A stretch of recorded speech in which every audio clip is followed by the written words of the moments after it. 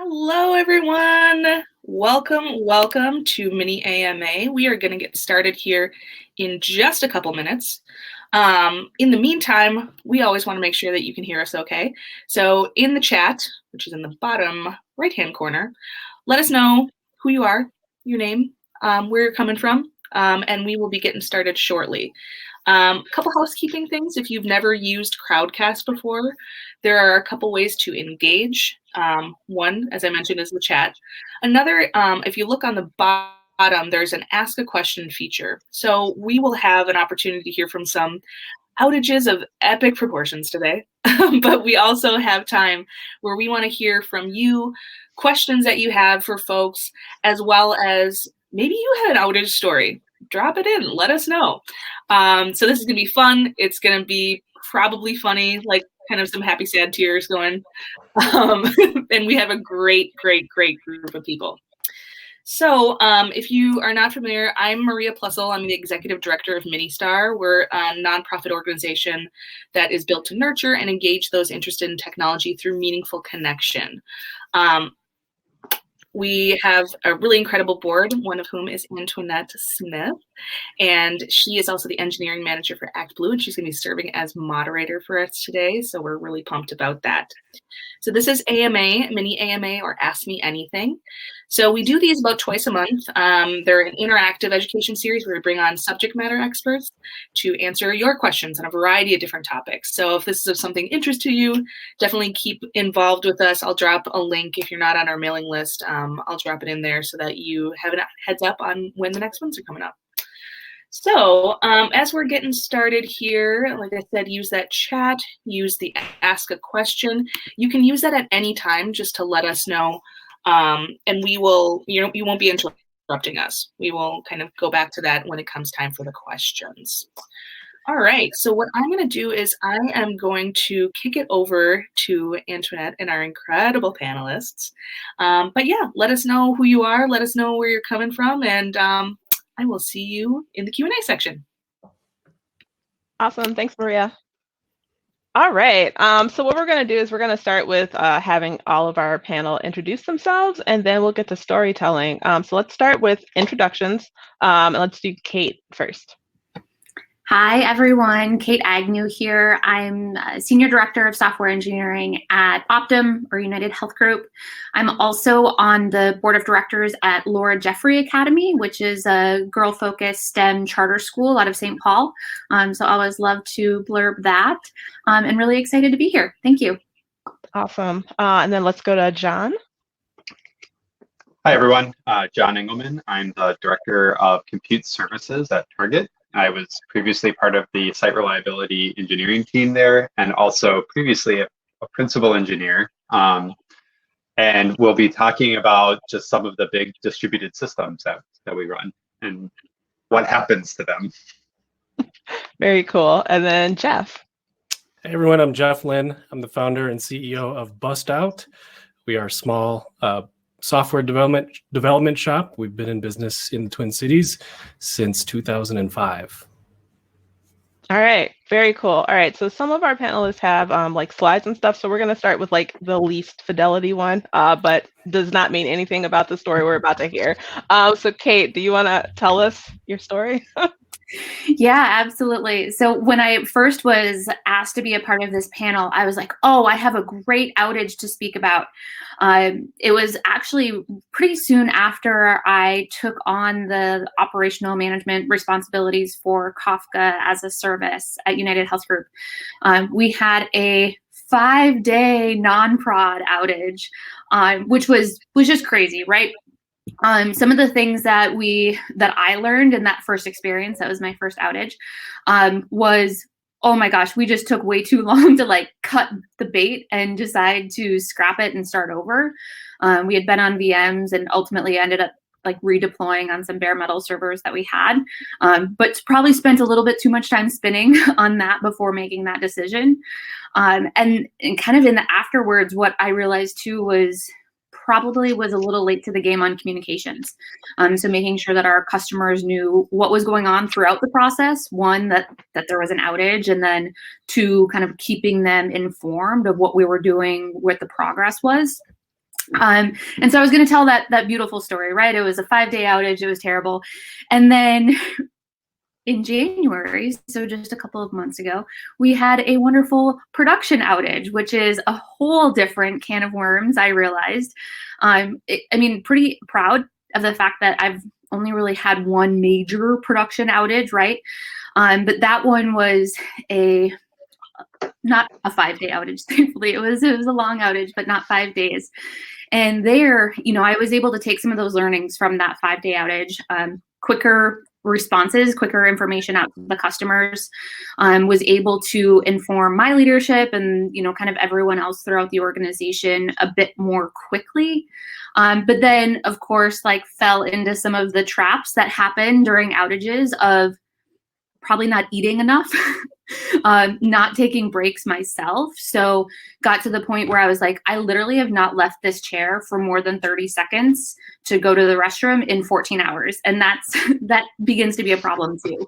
And so then too, one of the learnings that I had, and we can talk more about this, but is the importance of building out the bench and making sure that not all of the engineers who have the subject matter expertise are swarming at the issue at once.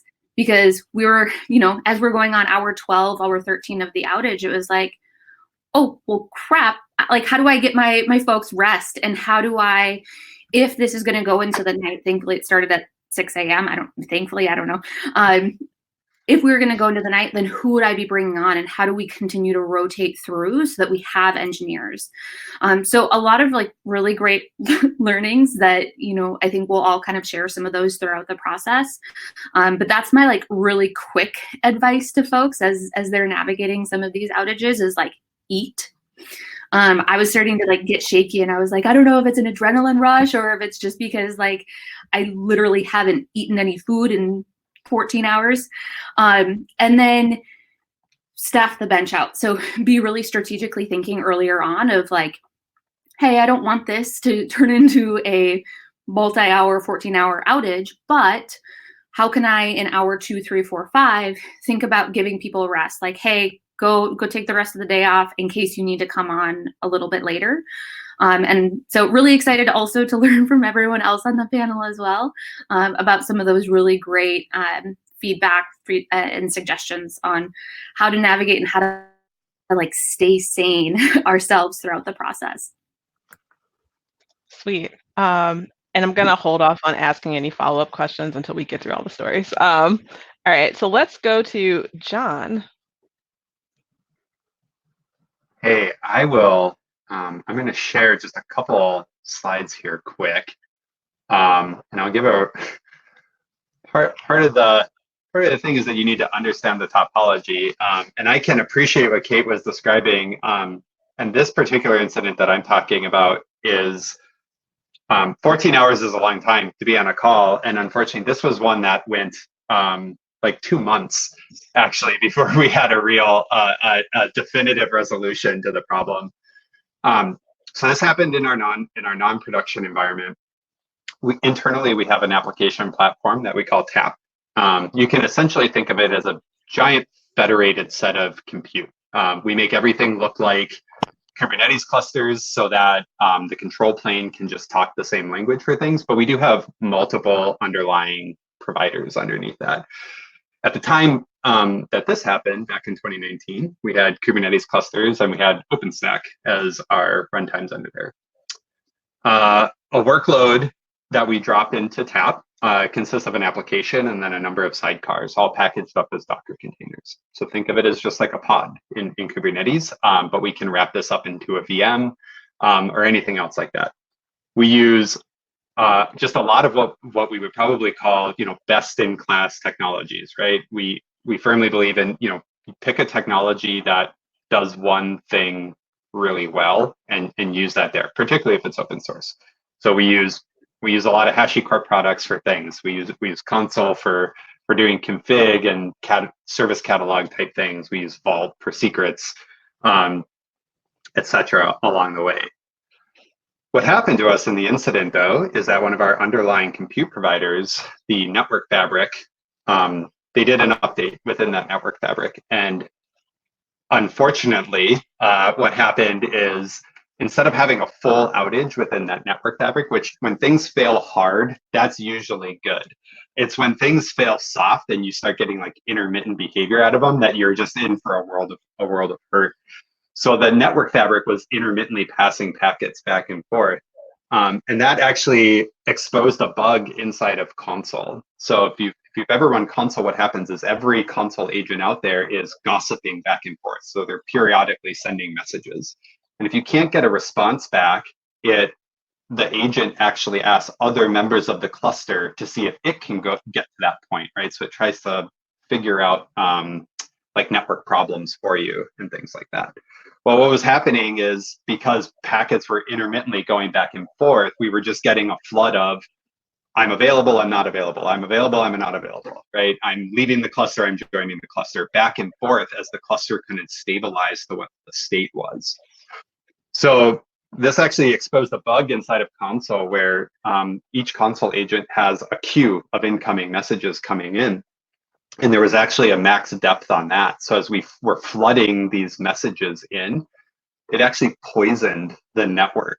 So even after we turned off and evacuated everything out of the broken network, the gossip protocol within console was just constantly replicating these messages about nodes that didn't exist anymore.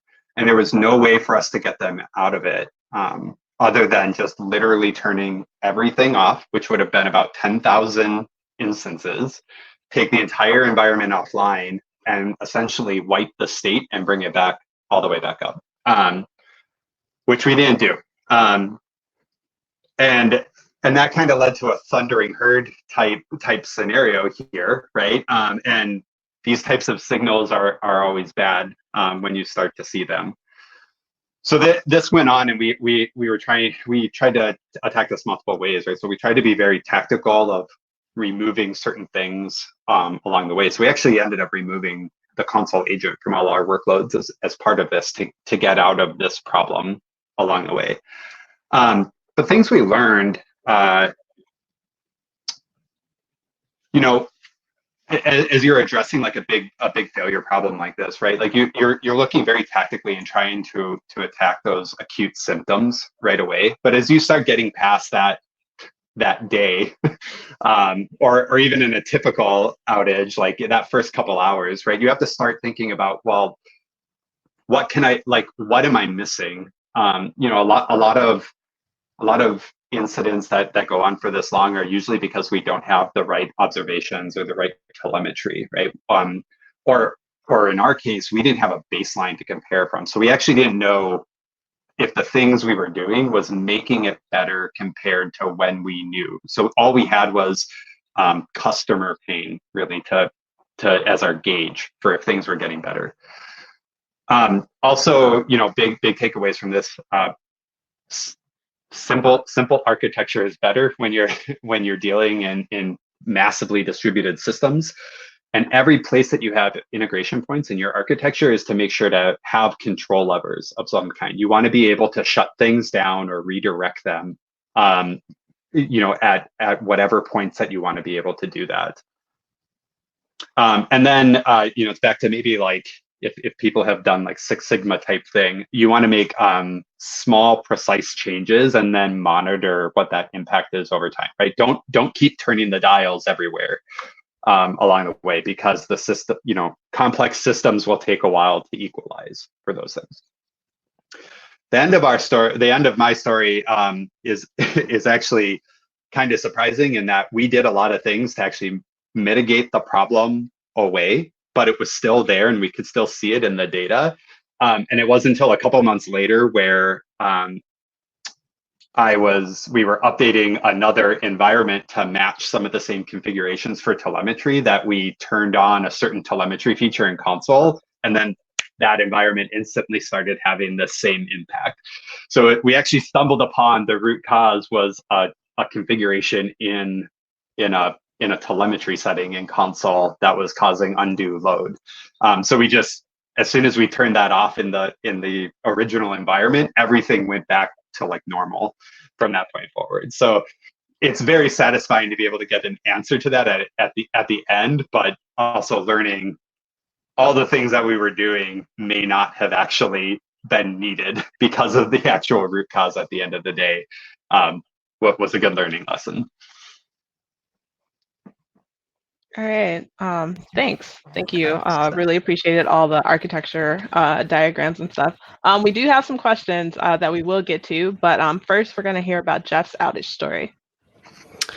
All right, so again, my name is Jeff Lynn. I'm the founder of BustOut. We build websites, mobile apps, and this is a story from way back in the day, in 2009, and Maria is going to share some slides. So this is a screenshot of a website that we built for Best Buy, very 2009 style. This was a crowdsourcing site for customers to input ideas for Best Buy. And the approach that we were taking was to build it. Oh, next slide, please. The approach that we were taking was to build it using a at the time, relatively new framework called Ruby on Rails. I'm sure a lot of you are familiar with what Rails is now. And we were using a platform called Heroku. And you have to remember, in 2009, Heroku was a relatively new startup. It was sort of this like the cool toy that people were playing around with, and it ran on AWS. And so this was a big deal. We were proposing to a big company that we were going to build a website and run it in the cloud. And if you were working in the industry around 2008, 2009, putting things in the cloud wasn't as common as it is today. It was still relatively new. So I had a big meeting coming up where we were going to pitch the project to an executive team, the executive team at Best Buy, and really try and sell them on the benefits of cloud computing. Basically we were going to say that it's more stable, it's more secure, and it's less expensive, and it required less work on our part or on Best Buy's part to manage. And so we were all set for this big demo. We're going to be in front of some key decision makers at Best Buy. And then, next slide. This was the headline in CNET the morning of our presentation. Lightning zaps Amazon Cloud. Literally a lightning strike at one of the data centers affected a, quote, very small percentage of customers. And you can see the date of that, June 12th, 2009 at 8 a.m. Pacific time. Our presentation was basically that exact time. And so as I was getting ready for the presentation, I brought up the site. It was unresponsive. I texted our DevOps person who was in a car driving up north to go camping. And I said, "What's up with the site?" He goes, "Nothing, it's fine." I go, "I can't hit it." And he goes, "Hold on." And he hits it and he goes, "Yep, it's down." I'm like, okay. So I'm about to walk into a room with executives to try and sell them on the benefits of cloud computing. And the cloud is down. Next slide, please. So this is a quote from that CNET article, that a lightning storm caused damage to a single power distribution unit in a single availability zone. While most instances were unaffected, a set of racks does not currently have power, so the instances on those racks are down. And we were the lucky winners. Okay, so what did we learn from this? Next slide. Always have a backup plan. We did not have a backup plan per se, but we scrambled and got a local instance of the app running on somebody's laptop and presented that instead of hitting the site that was running on Heroku. And I kind of joke about just fake it, but essentially we were faking it. And we went in and just demoed the product and talked about how it can run on the cloud. And we didn't exactly say that the cloud was down right now because we were just trying to demo this product. The demo actually went very well. We got green lighted to go live, and the site went live shortly after that demo. And then next slide, please. And then later that year, it got recognized by InfoWorld magazine, which is still around today, as one of the top underreported tech stories of 2009. Ruby on Rails gets respect in the enterprise. This was one of the first Ruby on Rails sites that was basically run by a large retailer, a large corporation. It wasn't a primary site. It was, it was sort of a social site, just a crowdsource idea. So it was more of a site for fun, had some business impact, but it wasn't a primary business site. But regardless, it was a big deal for a company like the size of Best Buy to say, hey, we're going to use this shiny new toy called Ruby on Rails, and we're going to put it on this relatively new platform called Heroku in the cloud. The result of getting this site up was pretty fun. It was pretty. There was some impact to Best Buy's PR. It was more of a PR thing, and then finally, the last slide. About a year later, our client at Best Buy, Gary Coling, was invited to present the site at Dreamforce, which was Salesforce's largest conference that year.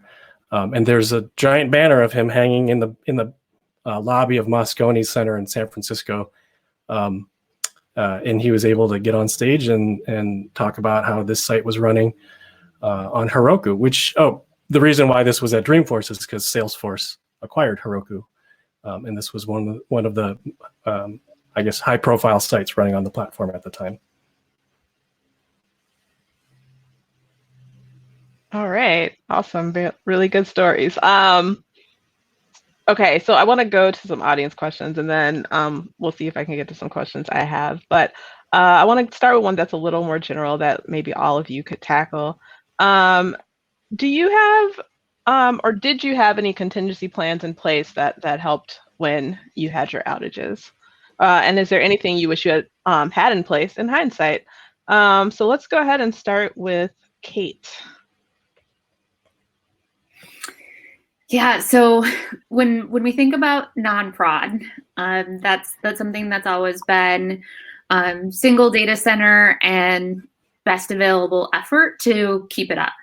I think what we realized with that outage that we had, that people were running potentially more critical workloads in non-prod than what we had expected them to. So it was a really good learning opportunity. I think now it's opened up the door for better terms of service communication and migrating some of the customers who need to have production like non-prod to our production environment.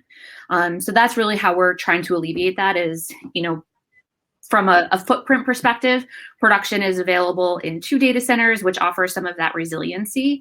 And then always opportunities, right? So when we had our production outage, I think that was the opportunity we saw too of, even though we offer a footprint in both data centers and include that in the, fee to play with Kafka, that doesn't always mean that users are replicating their data between data centers or fully taking advantage of that.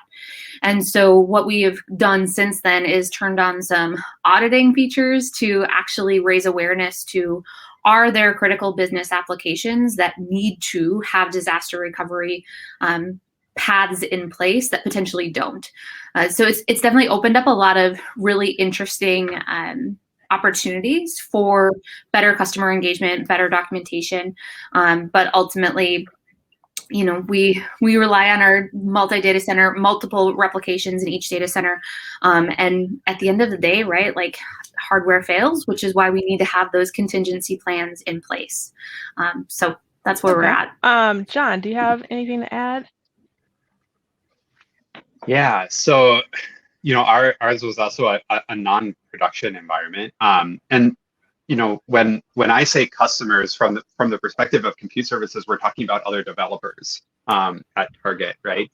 And so we treat, yes, that's a not, and we choose to try to say non-prod versus like something like dev, because that is still a production for my team. That is a production environment, right? Because my customers, my developers, are doing their development work. If that environment's down, it's down, right? So we try to treat those the same, right? With the same limitations that Kate was talking about of like, you might not have as much hardware redundancy or data center redundancy in some of those places. So we approach trying to recover that environment just like we would if it was our actual production environment from those things. Contingency wise, I think what we really got caught with was that we had maybe created a false sense of security for ourselves based on some of the technologies we had chosen, right?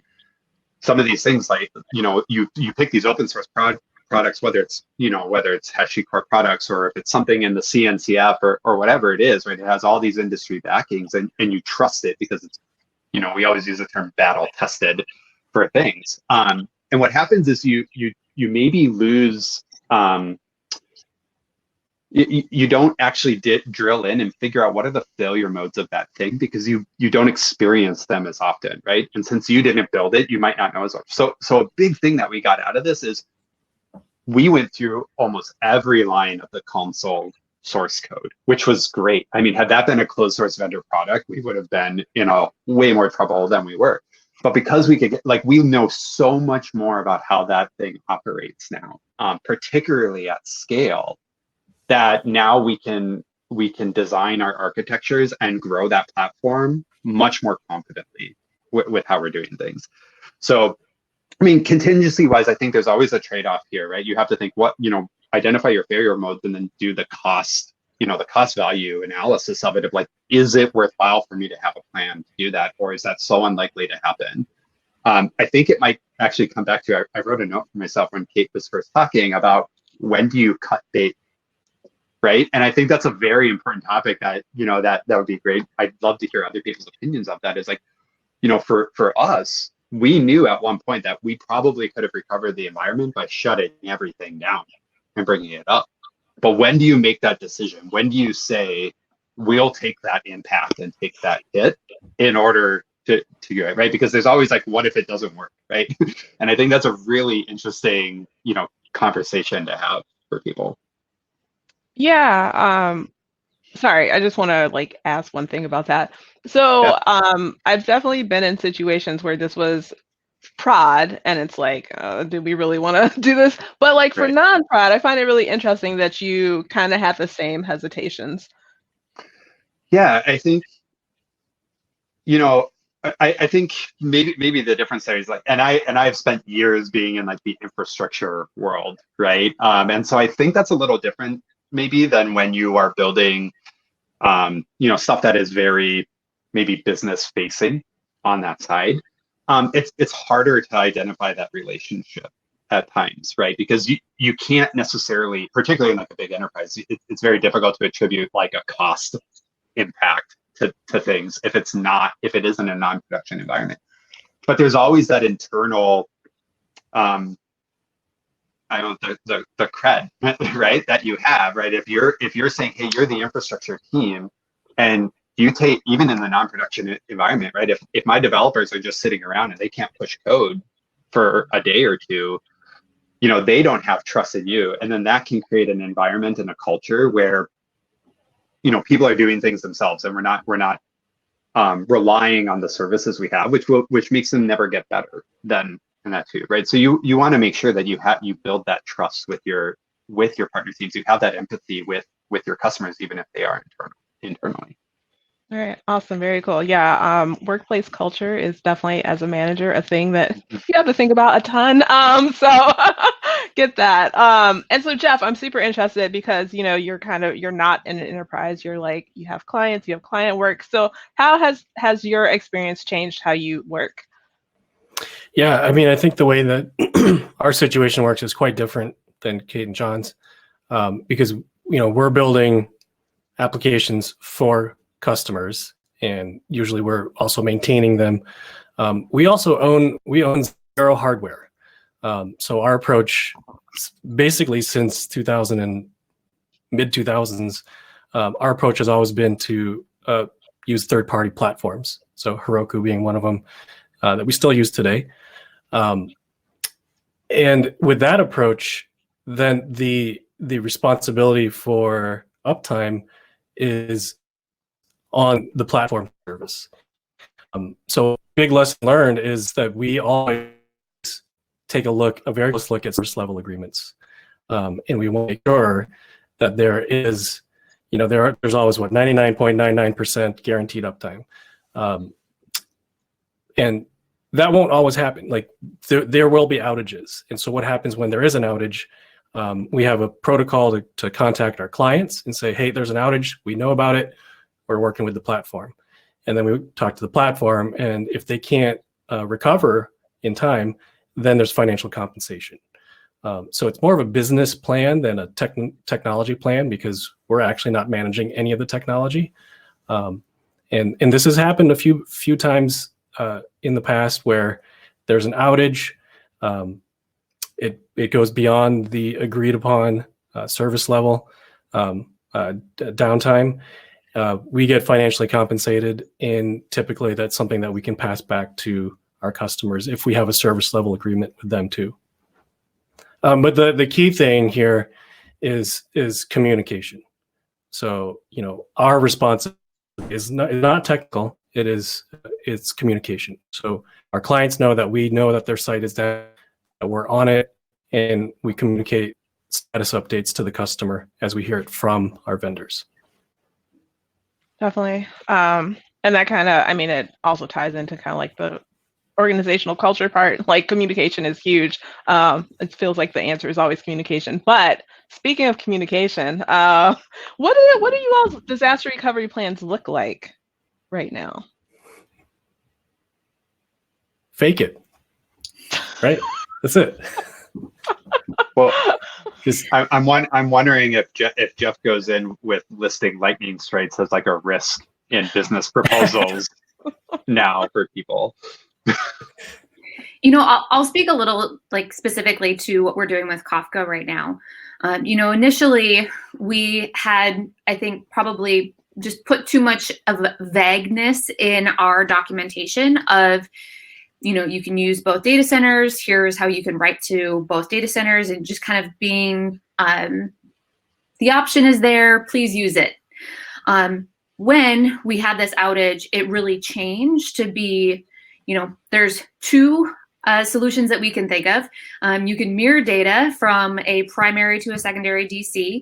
The implications if you do that are, you need to then change where you're writing data to. You need to pivot your customers. There are things that you need to put into place. The other option is for you to produce data to both topics in both data centers, which would make the writing a little bit easier if one of the data centers were to go down. But then you would still need to validate that you're testing your ability to toggle your traffic, your customers. And so really went from please make sure you're setting up data in both data centers to here are two tactical ways that you can do that. Here we will also offer you the tooling to set up Mirror Maker. We still don't automatically do it, just given that there are multiple technical architectural solutions for that, but have been a lot more prescriptive with how they can do it. Cool. John, did you have any insight on the disaster recovery plans you all have and how they may have changed? Yeah. For us, I wouldn't say that we have like a traditional disaster recovery plan. Like we definitely know how to bootstrap the system. Again, if we lose everything, and that wouldn't have helped in this particular situation. Unless we had decided to turn it all off, right? What it has driven us though to do, and I kind of mentioned, is think much more outside the box on what some of these failure modes would be, right? And so we've built in a lot more. We've been very tactical about replacing certain parts of the architecture, just in ways that we have better control over what is happening, right? And that's allowing us to progress it into more isolated, like kind of subcomponents or zones within that along the way, right? So we're trying to keep progressing the system in a way where we reduce blast radius of any particular failure, right? And then that way, so if something does happen, it only exists within there. We are looking at, have done a lot of things around like circuit breaker type work, where if a problem does happen, it doesn't flap the entire environment, and we can suppress errors and keep them contained in certain spots while we mitigate that problem. So it's really like going into that, if you look at a cloud provider, like a very traditional availability zone type model where everything lives within that availability zone, and then you provide aggregation or control on top of that to give you like a single pane of glass, right? So we're moving towards that very well, and then also because I think all engineers should dog food their own products, right? Like we run our platform on the platform, right? So we use the same tools that we ask our developers to do, but that does create, it has that potential of creating circular dependencies, right, within your system, where you're like, well, I have the system up and running, and now I keep deploying things, right? And then you have a bootstrapping problem if you do need to cover it. So we're very mindful of that as we do anything else, that we can always come up from a null state. And also we are working to split out those, essentially have two copies of the environment, but one is just, they kind of cross manage each other. So you use one to manage the control plane for the other in that way. Customers always live on one, developers always live on one, but there's a second one just to manage the control plane of the platform itself. So I think that, those are some interesting things where it gets you kind of that redundancy type capability without necessarily having to rely on, like traditional, like multiple availability zone type things. So you can do some different things with architecture where you just change the scope of responsibility for certain components, and that gives you that redundancy as well. Okay, cool. There was one very specific question for you, John. And the question is, did this change your approach to the sidecar pattern? And then the other question as part of this is maybe reduce the number of sidecar containers within your compute units. Yeah, so the actual problem with, like, we love the sidecar pattern because it keeps that isolation for things, right? Like we can annotate any workload by just adding sidecar stuff. Our problem came from the fact that the global networking issue caused an increase of load on one of those sidecars, which then chewed up more resources within the environment, which then started the Kubernetes clusters to start rescheduling workloads, which meant it was killing things and creating new things, which further increased that amount of traffic within console. And so it became a positive feedback loop on itself, where the load was causing more workloads to reschedule, which was causing more traffic, which was causing more load, et cetera, down the line. So by removing console from that equation is how we cut off that cascading effect from things. We still like the sidecar pattern. I think as we move forward technology wise, I think there's a lot of movement in the industry. We used to do traditional VMs. Containers came along. Container orchestrators are really currently the big thing, but there is a lot of interesting technologies in kind of micro VMs and micro kernels, or even just like container OSs, like in that kind of space, that I think there's options in the future where you can potentially, depending on your level of control, get rid of things that you would deploy as sidecars today. I don't think that is a commodity type pattern for people. It is very dependent upon how you're running that compute, the level of control, how much you want to take on for yourself. At Target, we're doing a lot of work of building things directly at the hypervisor level, so that we actually have some hooks in those levels. And that's stuff that I look forward to talking about more publicly in the coming year here as well. All right, and then I want to get to some other questions. I'm not sure who this is for, but the question is, did these outages occur when you were using an on-prem solution or in the cloud? If you were using an on-prem solution, would that be a reason that you would want to convert your data to the cloud? So I'll answer that. I think we know that Jeff was pretty clearly in the cloud. So for the two outages that I have spoken to, they were both on-prem outages. And I kind of have glossed over the outages that we've had in the cloud. So I feel like, you're going to experience outages no matter where you're at. It definitely influences the architectural recommendations that we're making, and it's a good reason to offer solutions both, I think, on-prem and in the cloud, so that the application teams, so my team is very similar, I think, to John's team, in that like all of our customers are internal application teams, right? By having both, that kind of allows them to make the best architectural decision or replicate data between if they need to have 5 nines of availability and have that flexibility. So I've experienced outages everywhere, and we try and have our data everywhere. Not everywhere, yeah. You know what I mean? Yeah, I'll second what Kate said too, right? I don't see, like, there's no real difference between on-prem and cloud. I mean, except for the fact that you use a cloud provider and they have the physical hardware level redundancy for you, right? I mean, they're taking on that responsibility of managing the power and the interconnect links and the physical buildings and everything too for you. But they have outages. If you look at the 3 major cloud providers, and you can even you could look at the 4 or 5 if you want to keep going down the list. They've all had global outages, and they're not like 10 years ago either, right? I mean, AWS has outages, probably one big one every year and a half or so of some kind, depending on if you're in US East 1 or not. And GCP has had them, and Azure has had them. So it's all, you have to just know the infrastructure that you're using. You have to build architectures on top of that are redundancy, right? But again, it's that cost trade-off. Do you want to be multi-cloud provider type thing? You can do that to get that availability and that redundancy, but there's a cost associated with doing that, right? Because these things aren't completely transparent and transportable to each other.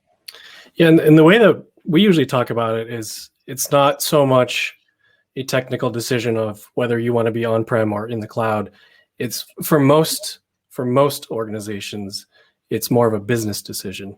If you have servers on site, do you have somebody with the knowledge and capability of managing it? And I can't tell you how many times I've walked into a 10-person nonprofit and they have a server, and it's like, well, why are you running your server on premise here? You should maybe kick that off to Dropbox or to Amazon. And so it really, for most organizations, it's a business decision. There's a lot of companies that basically can't afford a Kate or a John to be on staff. And one thing to keep in mind is, even if you're in the cloud, the cloud, that's on-prem for somebody. So there's somebody there managing that. And is it somebody on your payroll, or is it somebody on a different company's payroll? Yeah, for sure. All right, here's a question. And I think maybe Kate kind of spoke to this a little bit when you're talking about like giving people more guidance on like what to do with their Kafka use and how to like prepare themselves. But the question is, what types of development practices do you find helpful when trying to build for potential outages?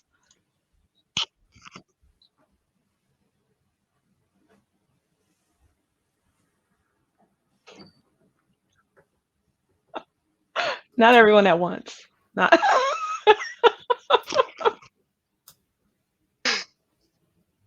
Everyone's just looking at each other. So when I think of like development practices, right? When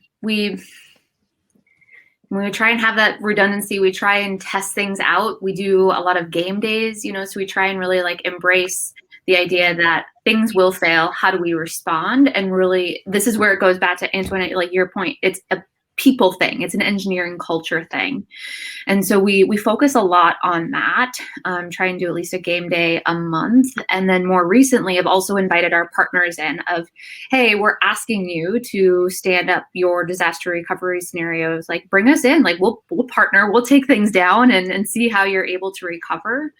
And then beyond that, I think that it's also about like creating playbooks. So, after my P1, I did go through and I wrote my like war room playbook for directors of like, these are the things to think about so that, we're not recreating the wheel on communications or on eating or on staffing the bench out every time. Because when you're in the moment with these things, it can just feel like, oh my God, this is the worst thing ever, right? Like I would actually say that some of my outages were like the worst days ever.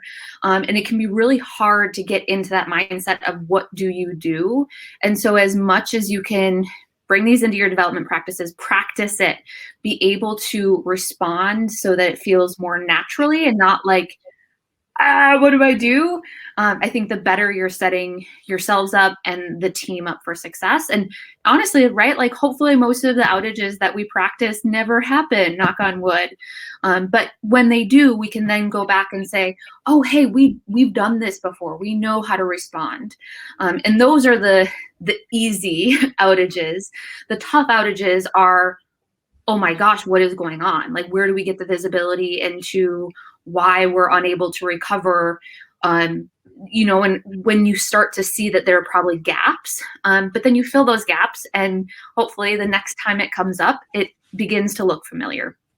So not so much on the development practices, but really that engineering culture practices that have been shaped by outages. Yeah, I'd add, there's definitely tooling to do here, right? Like I feel like maybe the question is poking at the idea of doing like chaos testing and things like that in environment, and that's absolutely a valuable path to do things. I don't think most organizations out there, and this is my own opinion, rise up to like Netflix's level where you're just turning production servers off. I'd be very surprised if that happens many other places, beyond Netflix. But within controlled environments, as he's saying, run those game days, make it fail, and see what happens, right? Understand the telemetry you're getting, understand what you can do, right? That helps you build your playbooks for response. It helps train your engineers to do those things. I think on the other side, like as an infrastructure provider, I also try to think of like, I want to build systems, platforms, infrastructure that makes it as difficult as possible for a user or a developer to do the wrong thing out of the gate, right? And I know that there's absolutely differing opinions on that, and it is an opinion, and of like how much control and how much freedom do you give people for things, right? And I think that's something that every team and every organization has to evaluate for themselves and find out what works, right? Because you can go to one side and say, no, you don't get to just build Kafka. Like if you want a Kafka topic, it is exactly this way, no ifs, ands, or buts, right? And you have to use it this way. But that might not work for one potential use case, right? And then you start creating exceptions down the line. Or you can go to the other side and say, it's just Kafka, and you figure it out from there. And then that might not be as helpful for teams that need to use Kafka but don't have as much expertise or maturity in doing those things, right? So you have to either have an array of patterns or find that balance for your organization. Jeff, did you want to add anything, or? I guess one thing I would add is running as many simulation tests while you're developing. So like load testing, especially for sites that expect spikes in traffic. We built a video game e-commerce site, and video games have release dates, and not just release dates, but release times. And so that at midnight on a certain date, you're going to get a spike in traffic. So as a dev team, can you simulate that spike in traffic using some tooling and find the break points, find the breakage points? And then obviously, there's a bottleneck somewhere. Find that bottleneck and alleviate it, and then find the next one and alleviate it. You're trying to replicate something that's going to happen in real life, and it's never perfect, but it's better than not doing anything. For sure. All right, so we have 5 minutes left. We don't have any questions from the audience anymore. I think there was one thing you wanted to circle back to hear from everyone about John. Do you remember what that was? Yeah, when I think about this, the question that always comes to mind, and I'd love to hear Jeff and Kate's opinions, is when did you know that you were really up the creek? Like, what was the breaking moment where you thought, oh, asterisk, asterisk, asterisk. And I'll go first. I'll answer it. I knew it. And here I'll actually share this picture quick. My breaking moment is when I saw this graph on a page, which if you ever look at telemetry, this is not any type of pattern that you should ever see in any type of system ever, right? Just exponential increasing with these up and down spikes. This is a bad day waiting for you. And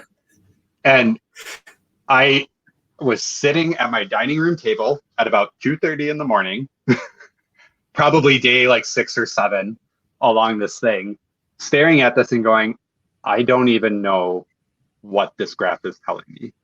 Like I see lines, but I cannot even reasonably put together that it might be the lack of sleep. It might be, the lack of food, just being on that, being on this for so long. But my brain couldn't actually assemble any reasonable explanation for these lines to be on my screen at the time. And that's when I was like,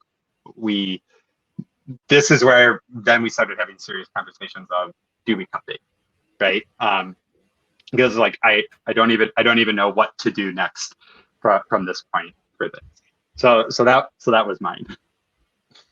Yeah, and I guess for us, it's obviously there's monitoring tools, and we actually usually have sometimes more than two or three layers of monitoring tools, because sometimes you get these false negatives. So you might get a notification that says, "Oh, server's down." Well, is it really down, or did something happen and there's a blip? So we typically don't. That oh shit moment isn't on the first notification, but then you say, all right, let's look at our secondary monitoring service or our tertiary monitoring service. And usually if 2 or 3 of them say, yeah, something's down, then it's like, okay, yep, get plan in action. But it's almost never on the first notification.